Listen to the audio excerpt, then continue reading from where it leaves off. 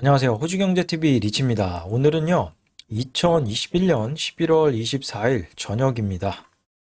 오늘은 뉴질랜드 소식을 좀 가지고 나왔는데, 뉴질랜드가 지금 앞서가고 있기 때문에 나중에 이제 뉴질랜드를 보게 되면 호주의 미래를 좀 그려볼 수 있지 않을까 하는 마음에서 오늘 뉴질랜드 소식을 두 가지 좀 가지고 나왔습니다. 하나는 뉴질랜드 11월 달 통화정책 회의가 오늘 있었고요. 그리고 두 번째는 뉴질랜드 중앙은행에서 나온 거시건전성 규제 프레임 작업한 거에 대한 내용을 좀 말씀을 좀 드릴까 합니다. ABC 기사의 제목을 이렇게 뽑아놨네요. 뉴질랜드 중앙은행이 두 번째로 금리 인상을 했지만 호주 중앙은행은 따라가지 않을 겁니다. 라고 이렇게 제목을 좀 달아놨습니다. 그리고 사진은 이렇게 부동산을 또 달아놨네요. 통화정책 회의 내용 간단하게만 좀 보고 가실게요. 뉴질랜드 11월 달 통화정책 중앙은행은 인플레이션 압력과 타이트한 노동시장에 직면하여 널리 예상된 조치로 공식 기준금리를 0.5%에서 0.75%로 인상했습니다. 인플레이션 압력하고 노동시장이 정말 타이트한지 한번 보시죠. 뉴질랜드의 기준금리, 실업률, 그 다음에 물가를 좀 볼 수가 있는데요. 일단 물가부터 이제 보시게 되면 뉴질랜드 중앙은행이 예상했던 거는 물가가 한 4.1% 정도 이번에 3분기에 나올 것으로 예상을 했는데 시장의 예상치를 확 뛰어넘어서 4.9%를 기록을 했습니다. 뉴질랜드는 물가 목표 밴드가 1%에서 이제 3%예요. 그러니까 이 위에 있으니까 굉장히 높게 유지가 되고 있는 거죠. 그러니까 요걸 끌어당기려면은 상당히 오랜 기간 동안 금리를 좀 인상을 좀 해줘야 된다라는 내용이겠죠. 그리고 실업률 같은 경우도 예상하기로는 요 3분기에 3.9% 정도로 실업률이 좀 낮아질 것으로 예상을 했는데 시장보다 더 타이트하게 3.4%를 기록을 하면서 이거는 거의 뭐 100% 확실하게 기준금리를 할 거다라고 이렇게 예상을 했고요. 그 다음에 몇몇 기관들 같은 경우는 이거는 0.25%에서 안 끝난다. 한 0.5% 한 번에 올릴 거다라고 이렇게 예상하는 기관들도 좀 있었습니다. 다시 통화정책 회의 내용으로 좀 돌아와가지고요. 일단은 뭐 기준금리가 그러면 언제까지 올라갈 거냐라는 걸 말씀을 좀 드리면 일단 금융시장에서는 지금 예측해 놓은 게 8월 달에는 정점이 한 2.1% 정도로 예상을 했었는데요. 2024년까지요.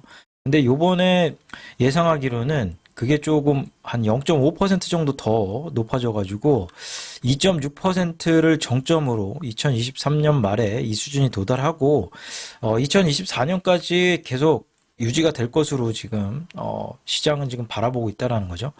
그리고 뉴질랜드 중앙은행이 보고 있는 거는 내년도 6월 달까지 한 1.5% 정도 이를 거다라고 지금 예상을 하고 있네요. 현재 지금 0.75%를 달성을 했으니까 1.5%까지 간다 그러면 0.25%씩 올렸을 때 한 3번 정도 더 내년 6월 달까지 인상을 할 것으로 중앙은행은 지금 바라보고 있다. 하지만 시장에서는 그거보다 더 멀리 좀 바라보고 있는 것 같습니다. 웨스팩에서 이제 전망했던 자료인데요. 일단은 뭐 시장에서 바라보는 거는 2.6% 정도 바라보고 있고 뉴질랜드 중앙은행이 바라보고 있는 거는 1.5%까지 내년 6월 달까지 간다고 하니까 이 3번 정도 더 올린다라는 거죠. 뉴질랜드 중앙은행은 기준금리가 점진적으로 증가할 필요가 있고 경제가 예상대로 발전하는 것을 조건으로 기준금리를 중립금리 이상으로 인상해야 할 것으로 예상했습니다. 위원회는 1차 및 2차에 걸쳐서 목표를 고려하여 기준금리를 얼마나 빨리 인상해야 할지를 논의를 했습니다. 그렇지만 이제 하나 불확실성이 좀 있는데요. 얼마 전에도 시장이 예상하기로는 뉴질랜드가 금리 인상을 할 것으로 예상을 했는데 갑자기 코로나가 델타 변이 바이러스 때문에 락다운에 이제 들어가면서 일단은 한 달 쉬었죠. 그러니까 한 달 동안 지켜보고 기준금리를 인상하겠다. 뭐 이런 식으로 발언을 하는 바람에 시장이 조금 놀래기도 했었습니다. 요번에도 같은 좀 맥락인 것 같아요. 그러니까 뉴질랜드는 앞으로도 계속해서 기준금리를 높여가겠구나라고 생각을 좀 해볼 수 있을 것 같습니다. 오늘이 24일이니까 내일이 한국은행 통화정책회의가 있죠. 시장에서는 거의 100%, 0.25% 기준금리를 인상하는 걸로 예상을 좀 하고 있습니다. 일단 뉴질랜드도 높아가고 또 한국도 높아가고 하지만 호주는 제자리에 있고 상황이 좀 이렇게 되다 보니까 아까 전에 ABC 뉴스에서도 호주는 아직이다라는 그런 뉴스에 제목이 좀 달렸습니다. 그러니까 오늘 나온 뉴스 중에서 이 뉴스를 한번 같이 보시면 좋을 것 같아요. 에르도안은 오랫동안 저금리에 대한 열광을 했었고 지난 2년 동안 3명의 중앙은행 총재를 교체해서 자신의 길을 갔습니다. 인플레이션은 약 20%에 달하고 있지만 터키 중앙은행은 몇 개월 동안 금리를 3번이나 인하했습니다. 이는 대통령이 월요일 연설에서 칭찬한 사실입니다. 이날 오전 15% 이상 폭락한 리라와는 이날 오후 5시 30분 이스탄불에서 8.2% 하락한 1달러당 12.4리라 거래되고 있습니다. 통화의 11일 연속 하락은 이제 20년 만에 가장 긴 것이며 11월에만 가치가 거의 3분의 1 토막이 났습니다. 대출 비용을 줄이겠다는 에르도안의 결정은 터키를 새로운 영역으로 몰아넣었고 많은 분석가들은 그 여파가 그의 집권에 영향을 미칠지에 의문을 제기하고 있습니다. 통화의 급속한 평가 절하는 시민들의 상품 비용을 증가시키고 그 자신의 노동계급 기반이 가장 큰 타격을 받고 은행 부분의 위험을 초래합니다. 그러니까 시장은 금리가 이렇게 올라가는데 터키는 오히려 기준금리를 인하를 해서 시장금리하고 점점 이렇게 괴리가 이제 벌어지는 거죠. 리라가 거의 한 15% 폭락했다가 도저히 안 되겠다 그래갖고 에르도안 대통령이 터키 중앙은행 총재하고 회담을 하면서 15% 폭락했던 게 좀 진정이 돼서 8.2% 폭락한 걸로 좀 마감이 좀 된 상태입니다. 그러니까 긴급 기자회견 하면서 금리를 올릴 가능성이 좀 커졌다고 보면 좋을 것 같아요.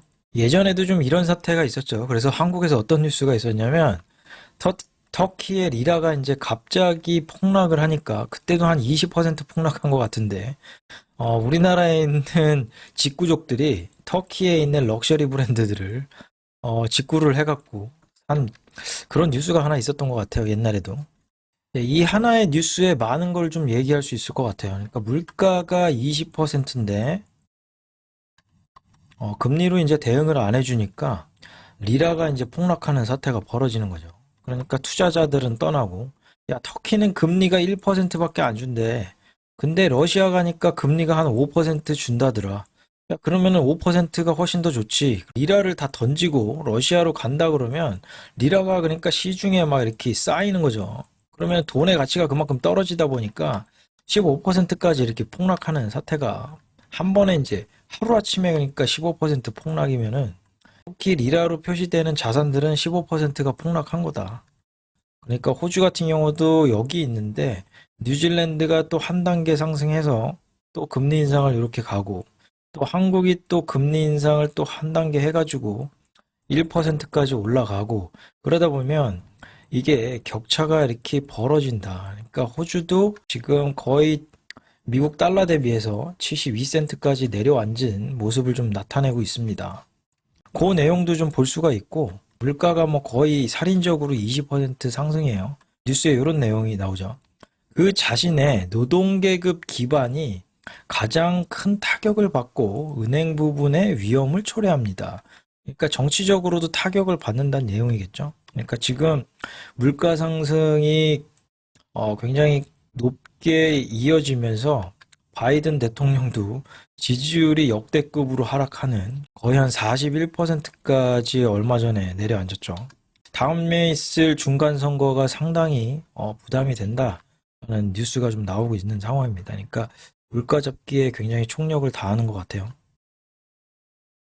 예, 두 번째 내용은요. 뉴질랜드 중앙은행에서 어저께 부채 상환 제한에 대한 프레임 작업을 했는데요. 그 내용을 좀 말씀을 드리면 나중에 이제 호주도 거시 건전성 규제를 들어갔을 때 어느 정도가 될 건지 뭐 이런 미리 보기가 좀 될 수 있을 것 같아요. 일단은 호주보다는 먼저 이렇게 시행을 하는 나라들을 좀 지켜볼 필요가 있습니다. 뉴질랜드 중앙은행에서 이렇게 보고서가 좀 나왔는데요. 이렇게 마오리 언어도 이렇게 적어놨네요. 때뿌때 마뚜아. 제가 안녕하세요 반갑습니다 이 내용인 줄 알고 찾아봤는데 그냥 중앙은행이라는 뜻입니다. 별 내용이 없더라고요. 어저께 보고서가 나왔습니다. 안에 이제 내용을 정리해가지고 말씀을 좀 드리면요. 채무 상환 제한에 대한 견해. 뉴질랜드 중앙은행은 모기지 대출에 대한 부채 상환 제한의 장점과 설계 특징에 대한 피드백을 찾고 있습니다. 제프 바스칸드 부총재는 현재로서는 부채 상환 제한을 시행할 것을 제안하지 않았지만 재정적 안정성 위험을 대비하여 시행할 준비를 하고 있습니다. 우리는 거시 건전성 도구를 사용하여 경제의 호황과 불황, 줄기와 관련된 금융 안전성을 위험을 줄일 것입니다. 이는 우리가 건전하고 효율적인 금융 시스템의 유지를 촉진한다는 법적 목적을 달성하는 데 도움이 됩니다. 우리가 가장 일반적으로 사용하는 거시 건전성 도구는 주택담보비율, LVR 다들 아시죠? 제한입니다. 이는 은행이 저당 잡은 부동산에 대해 대출한 금액을 해당 부동산의 가치와 비교하여 측정합니다. 우리는 두 가지 유형의 DSR의 장점과 잠재적 설계에 대한 피드백을 찾고 있습니다. DSR은 총부채 상환 비율이죠. 그리고 은행이 금리가 특정 수준으로 상승할 경우 대출을 계속 상환할 수 있는 능력을 테스트하는 서비스 가능성 평가에서 사용하는 금리의 하한선도 측정했습니다.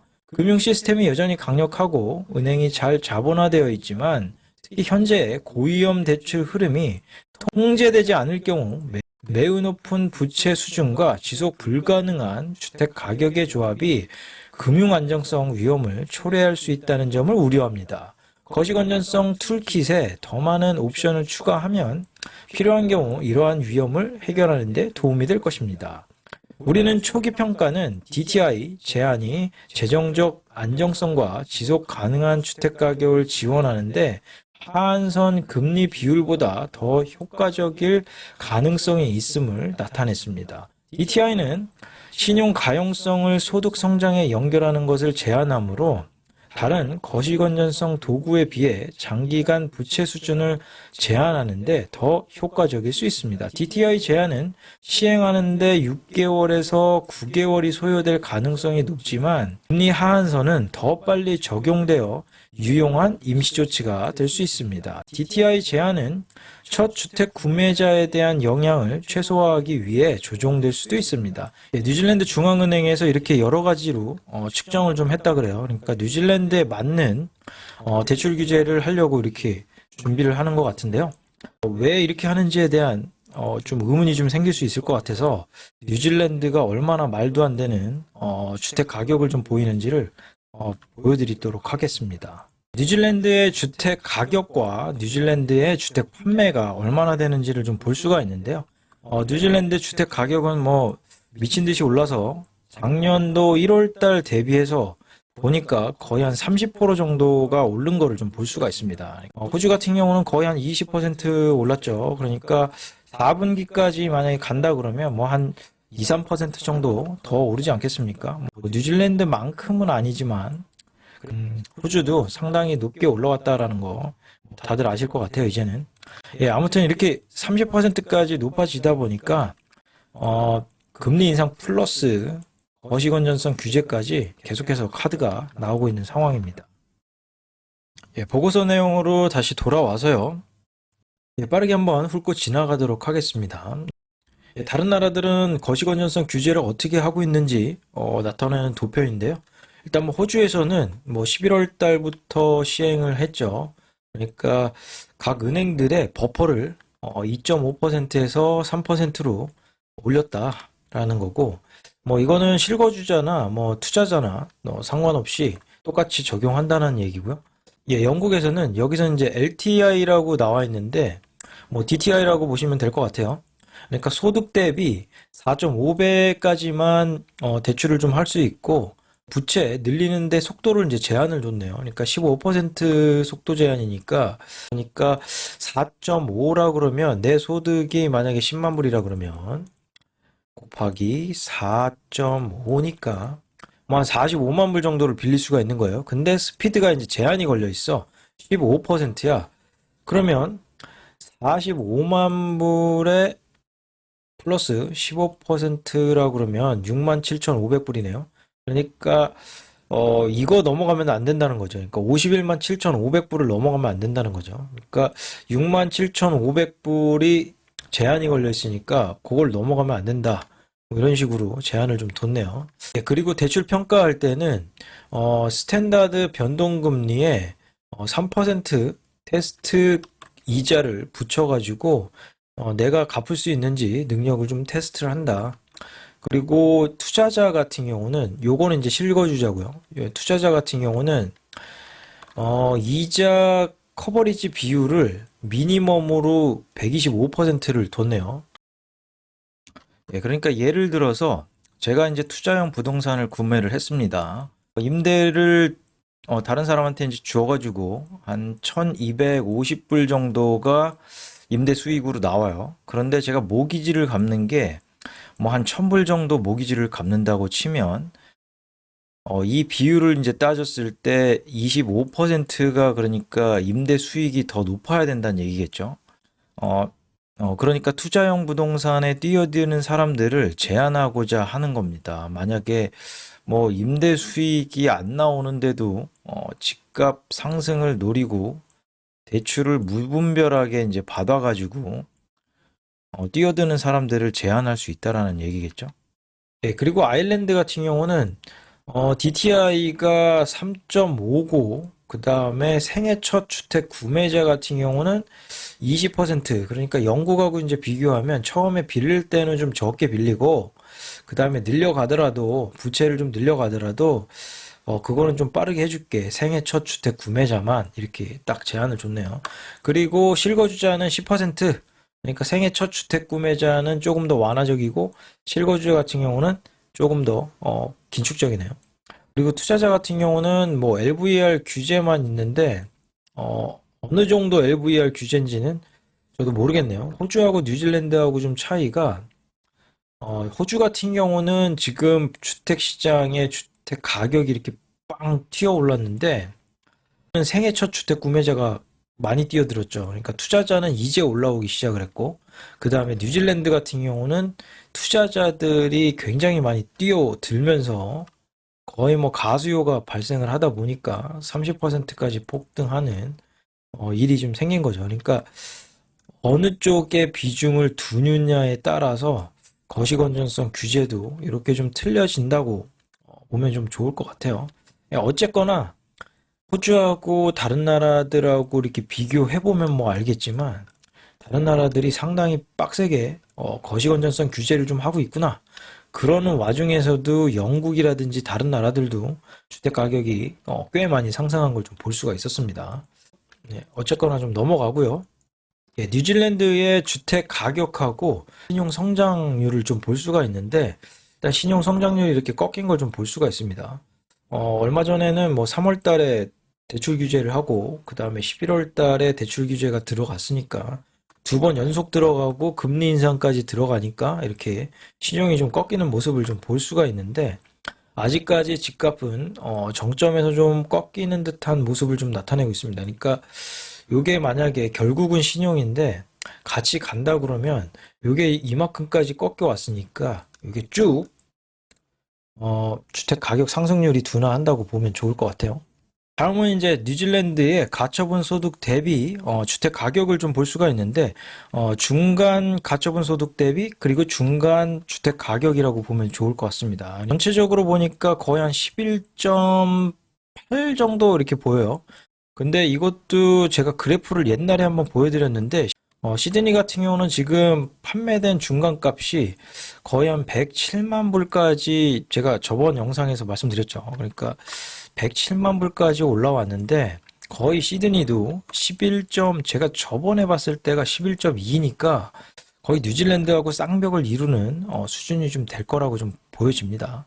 뉴질랜드나 호주나 우려스러운 게 금융위기가 터졌을 때가 가처분 소득 대비 주택 가격이 5.5였다. 물론 이렇게 측정하는 방법이 조금 틀릴 수는 있습니다만 어쨌거나 한 5.5였다라는 거 알아두시면 좋을 것 같아요. 그러니까 그만큼 호주는 미친 부동산이라고 부르고 뉴질랜드는 더 미친 부동산이다라고 이렇게 부르는 사람들이 좀 많습니다. 다음은 호주에서도 이제 나타나지만 뉴질랜드에서도 똑같이 강력하게 국경 봉쇄를 하다 보니까 자연적으로 들어오는 사람들이 인구가 유입이 좀 확 줄어들면서 주택 공급하고 그 다음에 들어오는 사람들하고 이렇게 괴리가 좀 벌어졌다라는 걸 나타내기 위해서 이렇게 그래프를 좀 보여준 것 같아요. 그 다음에 이제 위험한 대출인데 뉴질랜드 중앙은행에서는 DTI 5배 정도부터 이렇게 그래프를 좀 나타내는데 그만큼 5배는 좀 괜찮지만 그래도 좀 조심할 필요가 있어 라고 이렇게 느끼는 것 같고요.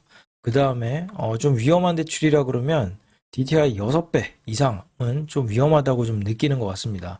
호주는 5배는 거의 통계에서 나오지 않고요. 거의 6배가 나오죠. 그러니까 생애 첫 주택 구매자 같은 경우는 DTI가 6배 되는 비율이 거의 한 30% 정도 된다. 2021년도에 30% 정도 된다. 그리고 5배 정도 되는 사람들이 거의 한 60% 되네요. 그러니까 10명 중에 6명은 DTI가 한 5배 이상이다라고 보면 좋을 것 같습니다. 그리고 실거주자 같은 경우는 DTI 6배 이상이 되는 사람들이 한 31% 정도 되는 것 같아요. 조금 줄었지만 그래도 여전히 좀 높은 상황이다. 그리고 투자자 같은 경우는 상당히 높네요. 거의 50%, 반 정도는 위험한 대출을 끼고 있다라고 보면 좋을 것 같아요. 말이 안 되는 것 같습니다. DTI 7배가 지금 거의 37% 정도 돼 보여요. 상당히 위험하다고 보면 좋을 것 같습니다. 다음은 이제 뉴질랜드 모기지 대출자 중에서 가처분 소득 비중에서 얼마큼 이제 부채를 상환하는지에 대한 내용을 좀 볼 수가 있는데요. 그러니까 가처분 소득이라 그러면 가계 수입 중 소비와 저축 등으로 소비할 수 있는 소득을 가리키며 총 소득에서 비소비 지출, 세금이나 의료 보험료 등을 제하고 남아 저축에 쓸 수 있는 금액을 말한다. 그러니까 저축을 쓰든 소비를 하든 쓸 수 있는 자금을 얘기한다. 그러니까 예를 들어서 제가 한 120만 원을 법니다. 근데 뭐 세금 내고 뭐 보험료 내고 하니까 한 100만 원 정도가 남는 거죠. 이 100만 원 정도에서 모기지 대출을 갚는데 어느 정도냐? 제가 현재 5년짜리 금리로 지금 들어가 있다. 그러면은 거의 한 48% 정도를 원금하고 이자를 상환하는 데 지금 쓰고 있는 거죠. 근데 중립금리까지 기준금리가 오른다. 그러면은 요게 요만큼 한 10% 정도 점프를 한다는 얘기죠. 그러니까 이만큼에 쓸 수 있는 여력이 사라진다. 그러니까 소비 위축이 요만큼이 이제 발생할 수 있는 거죠. 예, 다음은 금리 인상이 만약에 이런 식으로 높아진다 그러면 모기지 스트레스를 어느 정도 이제 받는지를 좀 나타내는데요. 일단은 뭐 생애 첫 주택 구매자 같은 경우는 만약에 금리가 뭐 한 5%까지 올라간다. 그럼 생애 첫 주택 구매자 한 20%는 모기지 스트레스를 이제 받는 거고, 투자자 같은 경우도 거의 한 18% 정도, 그 다음에 실거주자 같은 경우는 한 10% 정도가 모기지 스트레스를 받는다. 그 다음에 6%까지 증가한다. 1%더 증가한다. 그러면은 뭐 생애 첫 주택 구매자는 거의 한 2명 중에 1명은 모기지 스트레스를 받고, 그리고 투자자 같은 경우는 한 3명 중에 1명은 모기지 스트레스를 받는다라고 보면 좋을 것 같아요. 실거주자는 한 5명 중에 1명 이렇게 받는다고 나와 있네요. 그리고 뭐 7%까지 오른다. 뭐 그럴 일이 좀 아무튼 뭐 그렇게 된다 그러면 거의 뭐 전부 다 둘 중에 하나씩은 모기 스트레스를 받는다. 라고 좀 보면 좋을 것 같습니다. 7%가 오게 되면은 거의 뭐 던지는 사람들도 많이 나오겠네요. 네, 다음에는 이제 DTI별로 만약에 금리가 이렇게 올라가게 되면 어느 정도의 순 임금에 손실이 이제 발생하는지를 나타낼 수가 있는데 현재 뭐 한 금리가 한 4% 정도 와 있다 그러면 지금 순 임금 손실이 거의 한 4만 불 정도 나는 것 같아요. 그리고 만약에 금리가 6%까지 오른다 그러면 어디서부터 지금 손실이 발생하냐 봤더니 DTI 뭐 7배에서 한 8배 정도. 그 다음에 7%까지 오른다 그러면은 DTI 6배에서 한 7배 정도가 이제 그러니까 소득보다 대출 갚는 게 더 커져 버리는 거죠. 예, 마지막으로 가장 중요한 그래프 하나 소개해드리고 방송을 좀 마치도록 하겠습니다. 뉴질랜드 중앙은행은 실거주자보다는 투자자를 좀 줄이기 위한 거시건전성 규제를 계속 해왔죠. 지난 뭐 3월 달이라든지 11월 달 계속해서 이렇게 장벽을 좀 높였습니다. 근데 이제 요번에 이제 측정한 건 뭐냐면 연도별로 만약에 DTI를 6배, DTI를 7배 제한을 뒀을 때 어느 정도까지 투자자들이 투자용 부동산을 늘리는지를 측정을 한 건데 만약에 집값 상승률이 좀 낮아서 투자용 부동산을 좀 더 살 수 있겠는데 라고 만약에 투자자들이 느끼게 된다 그러면 DTI 6배에서 DTI 7배로 간다 그러면 한 10년이 지날 동안 거의 뭐 한 채 정도 더 늘리는 수준이 되는 것 같아요. DTI가 뭐 한 7배까지 된다 그러면은 거의 한 두 채 정도 더 늘리는 상황인 거고, 그리고 대출을 만약에 평가를 할 때 7%에서 8% 규제를 한다 그러면은 투자용 부동산을 10년 동안 거의 한 4채 정도 더 늘리는 상황이 나올 수 있다라는 거죠.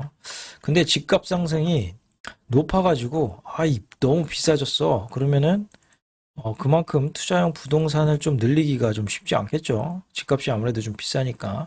그렇게 된다 그러면 DTI 6배하고 7배로 제한을 뒀을 때는 거의 10년 동안 한 채도 못 늘린다.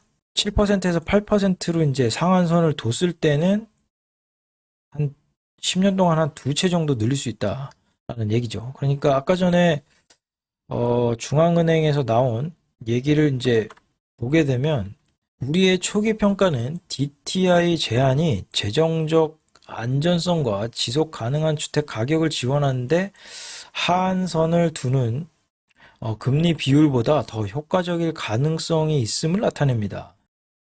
그러니까 DTI를 조금 더 장기적으로 중앙은행이 선호한다라는 얘기겠죠.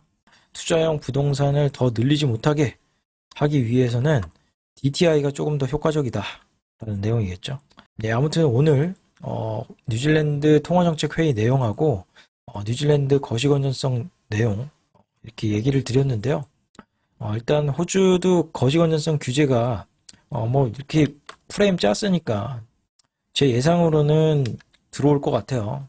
다른 나라들하고 비교했듯이 호주는 뭐 거의 규제가 개뿔이다 라고 제가 가끔 이제 해시태그에다가 달아드리는데 아무튼 뉴질랜드를 보고 호주도 그렇게 들어갈 수 있으니까 한번 좀 생각을 좀 해볼 문제인 것 같습니다. 네, 아무튼 오늘 시청해 주셔서 감사드립니다.